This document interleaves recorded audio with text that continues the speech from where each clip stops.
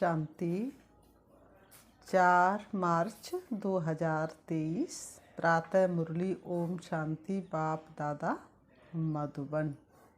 आज बाबा ने सुनाया, मीठे बच्चे, तुम रूहानी यात्रा पर हो। तुम्हें देह का भान और पुरानी दुनिया को भूल वापस घर चलना है। एक बाप की याद में रहना है। मीठे बच्चे, तुम रूहानी यात्रा पर हो। तुम्हें देह का भान और पुरानी दुनिया को भूल वापस घर चलना है। एक बाप की याद में रहना है। प्रश्न बाबा ने किया, साची हो कौन सी बात हर एक को अपने आप से पूछनी है? साची हो कौन सी बात हर एक को अपने आप से पूछनी है? उत्तर, जैसे बाप साची हो हर एक बच्चे की अवस्था देखते हैं कि इनकी अवस्था कैसी है। बाप को पाकर अतीन्द्रिय सुख का अनुभव करते हैं या नहीं। बाबा ने कहा, ऐसे अपने से पूछना है कि हम अपने आप को कितना सौभाग्यशाली समझते हैं। कितनी खुशी रहती है बाप से पूरा बरसा लिया है, बारिश बनाए हैं, योग बल से पापों को भस्म कर पुण्य आत्मा बने हैं। योग बल से पापों को भस्म कर पुण्य आत्मा बने हैं। गीत है, रात के राई थक मत जाना और सुबह की मंजिल दूर नहीं है। ओम शांति। यह बच्चों को समझाया हुआ है। जैसे आत्मा शांत स्वरूप है, वैसे परमपिता परमात्मा भी शांत स्वरूप है। इसलिए हर किसी को, चाहे कोई कितना भी क्रोधी होगा, लेकिन सबको क्या पसंद है? शांति। हर कोई लास्ट में शांति की ही मांग करेगा। तो ओम का अर्थ भी समझाया हुआ है कि ओम अर्थात अहम आत्मा मम माया। सन्यासी लोग कहते अहम ब्रह्मास, वह ब्रह्म को ईश्वर समझते हैं, रचना को माया कह देते हैं। अहम ब्रह्मास का ये अर्थ करते हैं, परंतु है सब रोम। मनुष्य जो कुछ करते हैं सब मनुष्यों की सुनी सुनाई पर। जिसने जो कुछ समझाया रसम चलाई उस पर चल पड़ते हैं। जिसने जो समझाया रसम चलाई उस पर चल पड़ते हैं। सुनी सुनाई बातों में ही रमण करते रहते हैं, उसका नाम हो जाता है। ये भी ड्रामा में नूद है। अब बाप कहते हैं, राई थक मत जाना। कहाँ के राई? परम धाम के राई। हम कहाँ के राई है? परम धाम के राई। ये हो गई रूहानी यात्रा रूहों के लिए। आत्माओं के वापस जाने के लिए यात्रा है। गाइड तो जरूर चाहिए। विलायत से आते हैं तो उनको भी गाइड मिलता है, मुख्य सब स्थान दिखाने के लिए। परमपिता परमात्मा को भी गाइड कहा जाता है। वह कहाँ की रास्ता दिखाते? परम धाम की।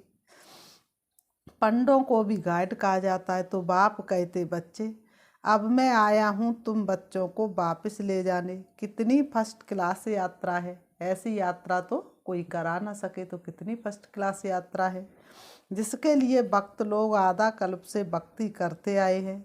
कहते हैं, आओ हमको अपने परम धाम में ले चलो। भगवान से प्रार्थना करते हैं, प्रभु आओ और हमको वापस घर ले चलो। वह जिस्मानी यात्रा है अनेक प्रकार की। कितने जिस्मानी पंडे हैं, कितने अनेक प्रकार की यात्रा कराते भटकाते रहते हैं।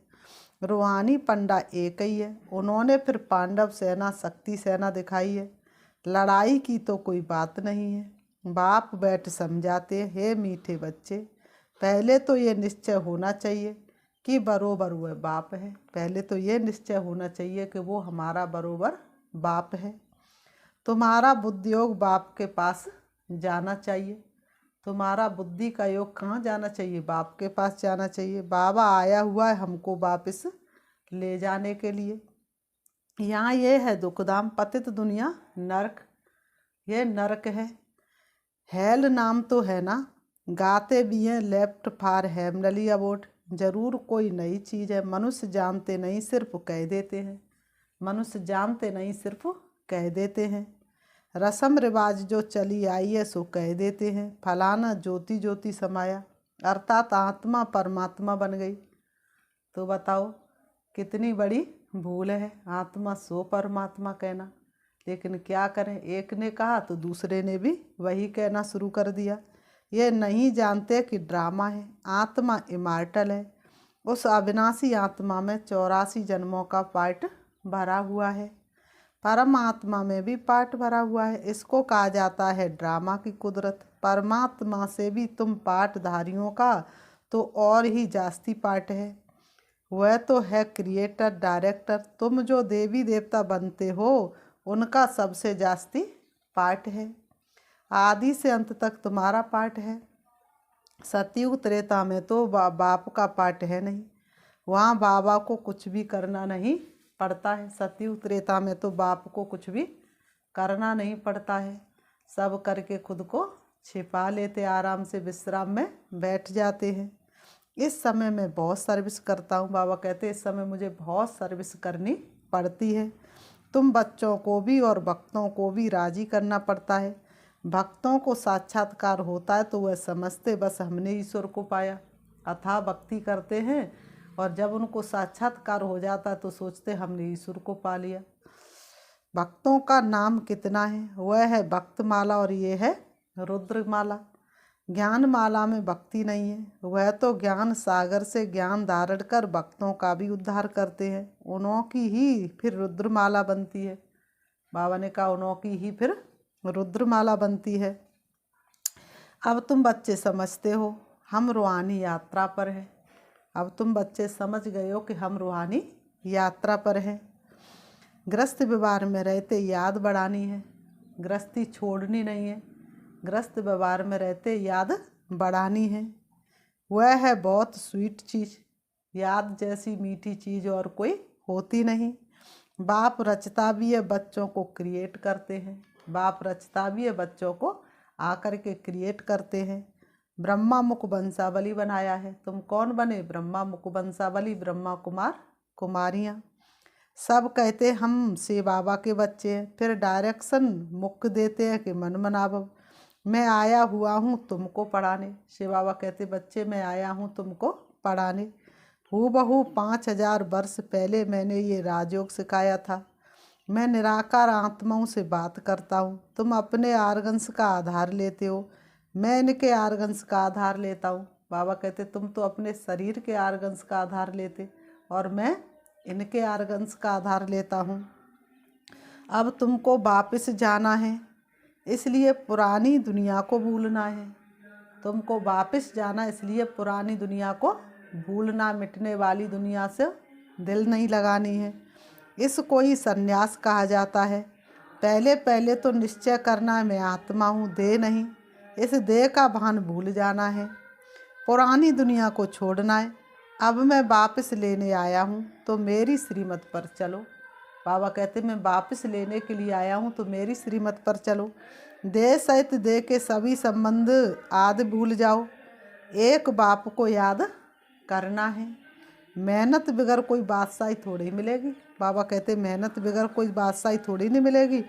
बिना मेहनत के किसी ने पद पाया है क्या? तो मेहनत के बिना बादशाही मिल नहीं सकती। विश्व का मालिक बनना है। जो नॉलेज मेरे में है वह अब तुम्हारे में भी आ गई। इसलिए कहते हैं चिड़ियों ने सागर को हप कर लिया। तो जो नॉलेज बाप में थी वही बच्चों में आ गई। तुमको संक्षेप में और डिटेल में भी समझाया जाता है। बाबा ने कहा तुमको संक्षेप में भी समझाया जाता तो डिटेल में भी समझाया जाता है। बीज से इतना सारा झाड़ निकलता है, फिर झाड़ की डिटेल में जाएंगे तो बहुत विस्तार है। बाप कहते हैं अब इस पुराने झाड़ को भूलो। से बाबा कहते मीठे बच्चे अब इस पुराने झाड़ को भूलो, अब सिर्फ मुझे याद करते रहो। भगवान वाच मैं तुमको राजयोग और रचना की नॉलेज देता हूँ। ये रचना कैसे रचता हूँ, कैसे वृद्धि को पाती है, ये है ड्रामा को समझना। बाबा ने कहा ये है ड्रामा को समझना। सो तो मनुष्य ही जानेंगे, जानवर तो इसको नहीं जानेंगे। भगवान पढ़ाएंगे तो मनुष्यों को ना, भगवान पढ़ाएंगे भी मनुष्यों को ही। मुख्य है गीता। गीता का नाम है, गीता में है भगवान वाच, और किसी शास्त्र में भगवान वाच नहीं है। गीता में ही है सिर्फ भगवान वाच। ऐसे नहीं। व्यास भगवान वाच कहते श्री कृष्ण भगवान ने गीता सुनाई, व्यास ने लिखी, वह तो पीछे लिखी गई है ना, इस समय लिखे वह तो विनाश हो जाएगी। संगम युग में आकर के जो भगवान ने सच्ची गीता सुनाई तो उसका तो विनाश ही हो जाता है। लेकिन द्वापर युग में जो व्यास लिखते वह गीता चली आती है, जिनमें मनुष्य अपनी मत मिक्स कर देते हैं।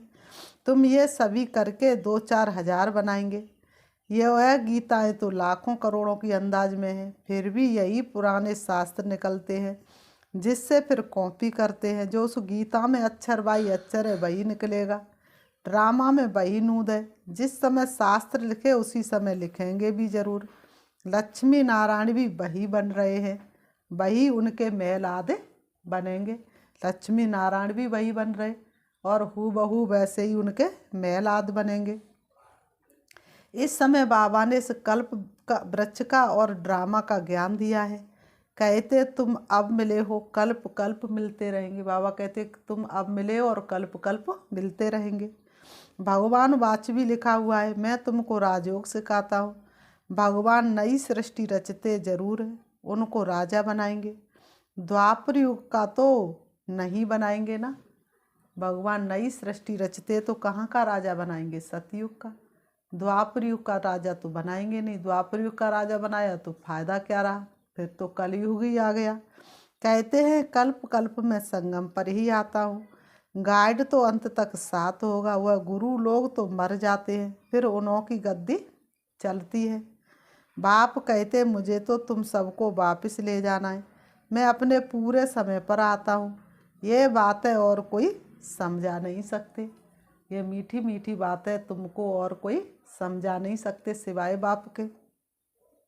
मन मनावब का अक्षर गीता में भी है और आदि और अंत में है। यही कहते हैं कि मुझे याद करो। बाबा ने कहा मन मनावब का अर्थ क्या है? मन ही मन मुझे याद करो। तो गीता में आदि में और अंत में ये अक्षर है। मैं तुमको विश्व का मालिक इन लक्ष्मी नारायण जैसा बनाऊंगा, राजाओं का राजा बनाऊंगा। उसी सूर्यवंशी चंद्रवंशी घराने में तुम पुनर्जन्म लेंगे। बाबा ने कहा सतयुग में जन्म होगा तो दोबारा जन्म कहाँ होगा? सूर्यवंशी और चंद्रवंशी में। अभी तुम कलयुग में हो, कलयुग से तुमको सतयुग में ले जा रहा हूँ। नाव पुरानी साथी संभल के चल तू, इस किनारे बह दुख की धारा सुख की धार बहती उस पार। तो बाबा कहते तुम संगम पर खड़े हो, संगम युग रूपी नाव में बैठे हो। बैठे रहोगे सतयुग में पार उतरोगे, थोड़ा भी उतरे तो मूझ जाएंगे। मैं कल्प कल्प आकर स्थापना करता हूँ, इस समय ही आऊँगा। हम भी ड्रामा के बस में हैं। बाबा कहते हम भी ड्रामा के बस में हैं। साची हो हर एक की अवस्था को देखते हैं कि इनकी अवस्था कैसी है। बेहद के बाप को पाकर अतीन्द्रिय सुख को पाते हैं कि नहीं। हर एक अपनी दिल से पूछे हम अपने को कितना सौभाग्यशाली समझते हैं। बाबा कहते हर एक अपने दिल से पूछे, शिव बाबा को पाके भगवान को पाके हम अपने आप को भाग्यशाली समझते हैं या नहीं। बाप के बच्चे बने तो बाप से पूरा बरसा लिया है, ऐसे भी नहीं बाबा सबको लक्ष्मी नारायण बनाएंगे। ये पढ़ाई है, जितना जो पुरुषार्थ करे। स्कूल में पढ़ा जाता है तो लक्ष्य रहती है ना। तुम जानते हो हमें 5000 वर्ष पहले वहाँ पे हूबहू बाप आकर राजयोग सिखला रहे हैं।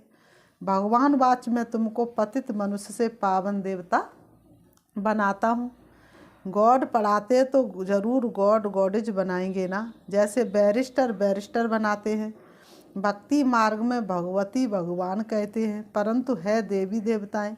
आदि सनातन देवी देवता धर्म कहा जाता है। तुम जानते हो कैसे बाप आकर हमको पढ़ाते हैं। मुख्य लक्ष्य भी बुद्धि में है। बाबा ने कहा कैसे बाप आकर हमको पढ़ाते, तो मैं मुख्य लक्ष्य भी बुद्धि में है। चक्र तो बुद्धि में फिराना ही है। गृहस्थ व्यवहार में रहते पवित्र जरूर रहना है।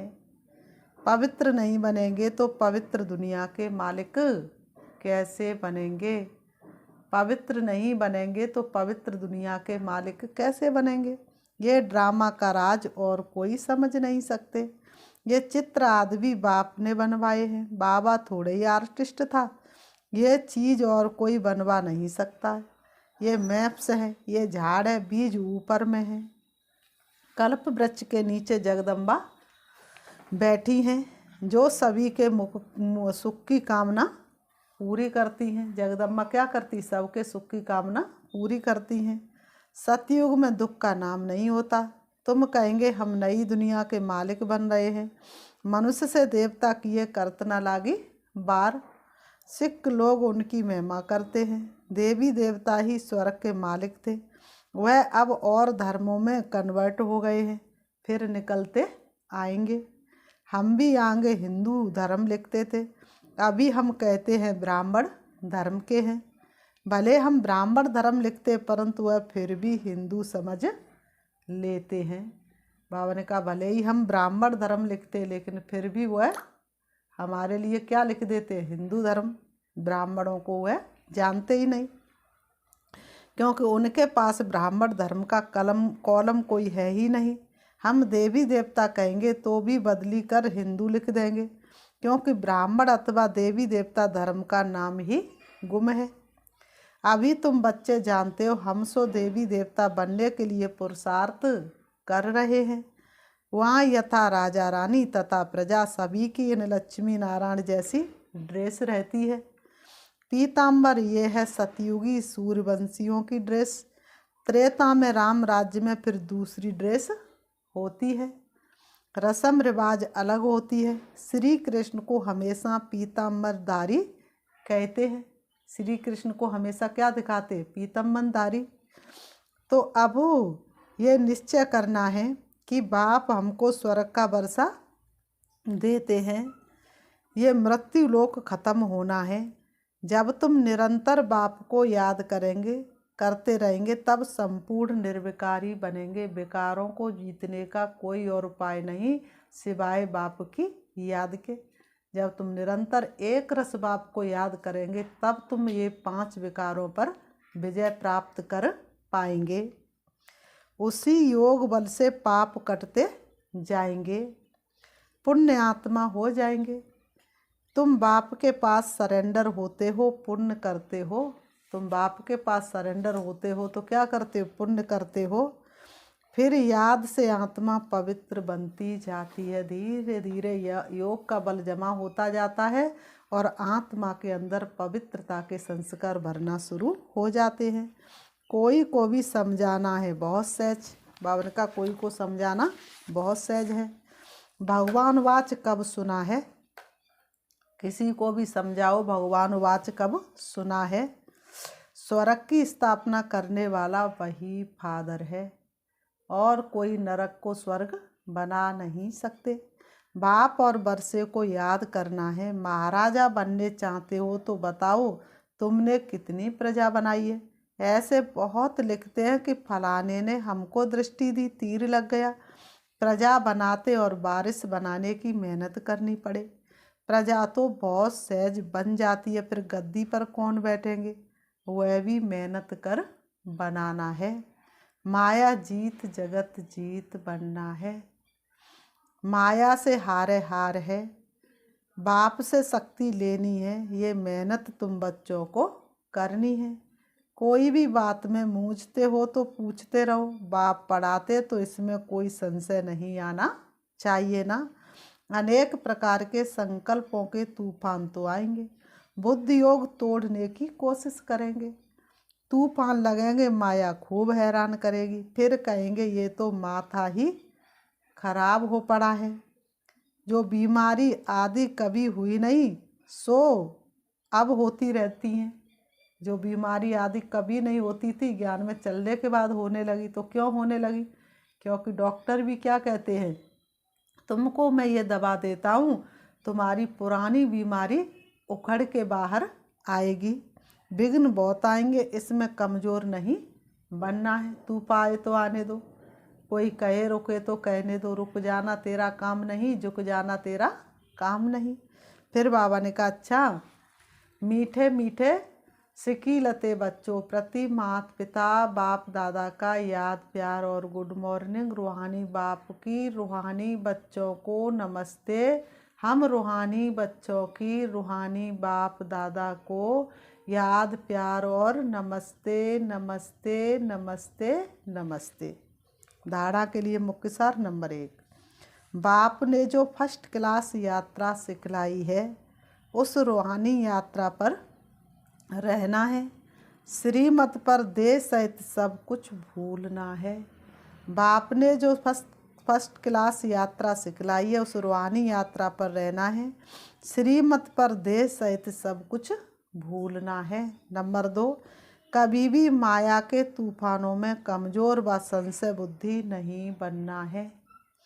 किसी भी बात में मूझना नहीं है। कैसी भी पेपर आए परीक्षाएं कभी भी मूझना नहीं है। हम स्वर्ग धरा पर लाएंगे, तन मन सेवा में लगाएंगे, चलेंगे शिव बाबा की मत पर स्वर्ग धरा पर लाएंगे।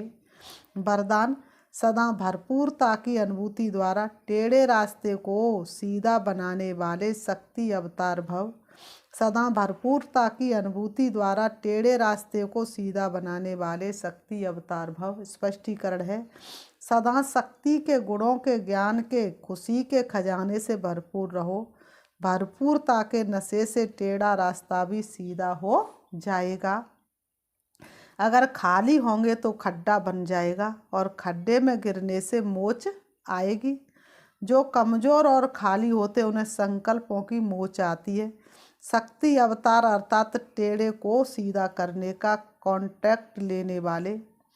ऐसा कॉन्ट्रैक्ट लेने वाले कभी ये नहीं कह सकते कि रास्ता टेढ़ा है। अगर कोई गिरते हैं तो अटेंशन की कमी है या बुद्धि भरपूर नहीं है। स्लोगन, रुहाब को धारण करने वाले ही रूहानी गुलाब है। रुहाब को धारण करने वाले ही रूहानी गुलाब है। अच्छा, ओम शांति, ओम शांति। अच्छा, ओम शांति। अभी हम 5 मिनट श्री बाबा को याद करते हैं। अपने मन को चारों तरफ से हटाएंगे, मन के अंदर दृढ़ता लाएंगे, देखेंगे अपने आप को चमकती हुई लाइट, दिव्य ज्योति हो। अपने मन में चिंतन करेंगे, अपने भाग्य की सराहना करेंगे। स्वयं भाग्य विधाता भगवान ने मेरा भाग्य बनाया है, वो मेरे सामने है। आज भगवान को मेरी जरूरत है। अपने मन के अंदर दृढ़ता धारण करेंगे और मन ही मन विचार करेंगे, इस भगवान के कार्य को मैं पूरा नहीं करूँगा तो भला कौन करेगा। मैं पूरा नहीं करूँगी तो और कौन करेगा। मुझे बाप का ये कार्य संपूर्ण करना ही है। उसके लिए मैं आत्मा तत्पर हूँ। इमर्ज करेंगे उसकी यज्ञ को, उसके कार्य को, और अपने अंदर दृढ़ प्रतिज्ञा करेंगे, बाबा जब तक आपका कार्य, आपका यज्ञ सृष्टि पर चल रहा है, तब तक मैं श्वास श्वास संकल्प संकल्प आपके कार्य में तत्पर हूँ। मैं आत्मा अपने पिता परमात्मा से मिलने के लिए जा रही हूँ। पहुँच गई परम धाम में। सर्वशक्तिवान बाप के सन्मुख बाबा से मन ही मन बात करेंगे। बाबा, आपने अविनाशी गीता ज्ञान रुद्र यज्ञ रचा है, उस यज्ञ की संभाल के लिए हम ब्राह्मणों को चुना है। इस यज्ञ की हम संभाल करेंगे बाबा।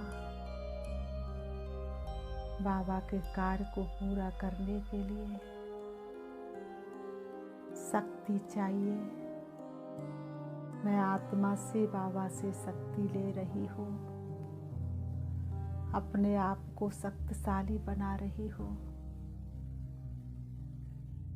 मुझे आत्मा में शक्ति भरती जा रही है।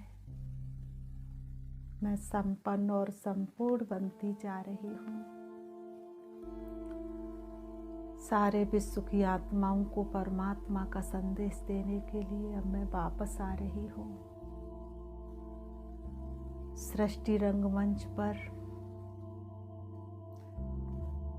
मैं आत्मा सृष्टि के लोक पर हूँ। सारे विश्व की मनुष्य आत्मा मेरे सन्मुख है। मैं सबका बुद्धि योग बाप से जुड़वा रही हूँ। धीरे धीरे सभी ब्राह्मण बनते जा रहे हैं। परमात्मा संदेश देकर मैं आत्मा आ जाती हूँ अपने शरीर रूपी वस्त्रों के पास आकर के दोनों भ्रुओं के बीच भ्रकुटी में विराजमान हो जाती हूँ। ओम शांति।